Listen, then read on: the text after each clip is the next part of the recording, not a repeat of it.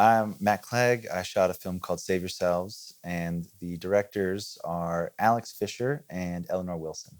The first time I met Alex and Eleanor, it was incredibly exciting for many reasons. First and foremost, because they happen to be two of the sweetest people in the whole planet. They're just so nice. The warmth of their smiles radiated, and it was in this like very cute sunlit cafe, and it just was the most pleasant time. This meeting was a whole like 2.5 years ago, I think, at this point. And because we were supposed to shoot it in the summer of 2018. And then it fell apart and the financiers dropped out and all that stuff. Somehow, by the grace of, the independent film gods, come next summer, they just were ready to do it. Several years ago, I had a short film that played in front of a film called The Snowy Bing Bongs from the North Combat Zone, which was a dance comedy film that Alex Fischer directed about this weird dance troupe. And we met in the New Orleans Film Festival and hung out, and it was all a good time. And then cut to maybe like 6 months later, I just got a random email from them because their agent was a very good friend of mine from film school who was like, oh, you want to make this movie? It's weird, it's quirky. I know someone who's weird and quirky, and they gave them my name. Honestly, and this is like, unabashedly, I'm not being hyperbolic at all. I've never laughed out loud while reading a script. And this is one where I like just opened it up and immediately started laughing. And it was incredible to me. I started cultivating a relationship with Panavision in 2018, and finally got to do a movie with them last year. And Marnie at Panavision is incredibly supportive, like excellent ally to independent filmmakers who are often budgetarily challenged. When the movie was officially greenlit, I hit up Marnie and was like, we're doing this thing.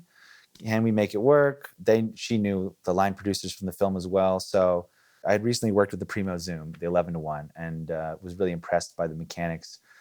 I don't know. Sometimes with lens choices, it's like a very intuitive thing. You just hold it and it just feels right and nice. Or like when you rack the focus, it just has this certain like, resistance or weight to it or whatever, Just sometimes it just looks right to you. And so that was kind of like the rationale for going with Panavision. And then we chose the Alexa Mini basically because we were going to be cramming the camera into closets and corners and like hallways in this little cabin upstate. So it was like never really an option to be much bigger than that. So there was a couple times during the filming which we literally ripped off every single accessory, and it was just a box of this size and the lens like this size, and we could kind of do whatever we wanted with it, which was nice.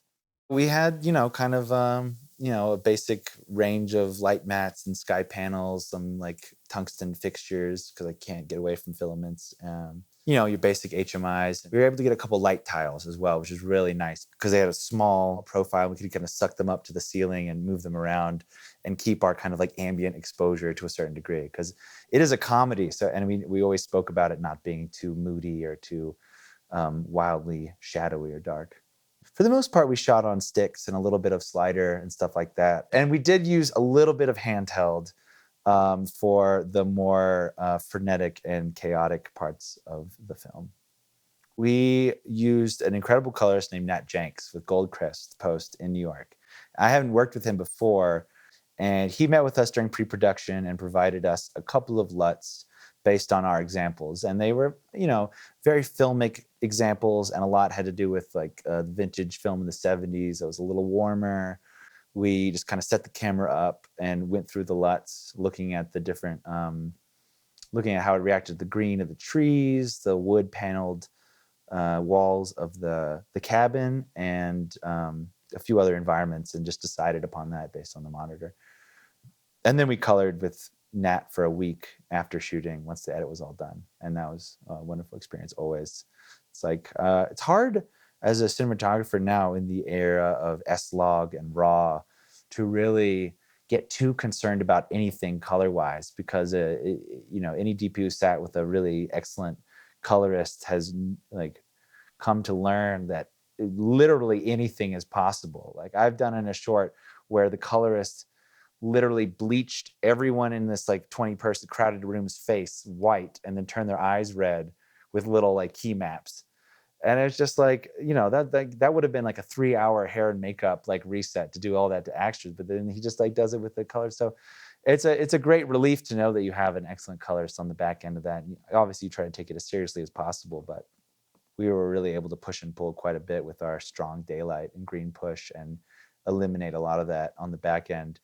When you're shooting in the forest, there's very little you can do about the green bounce, especially in like the dead of summer where we were. So, at a certain point, you kind of just have to like just focus on composition, focus on camera movement and exposure, and deal with it on the back end.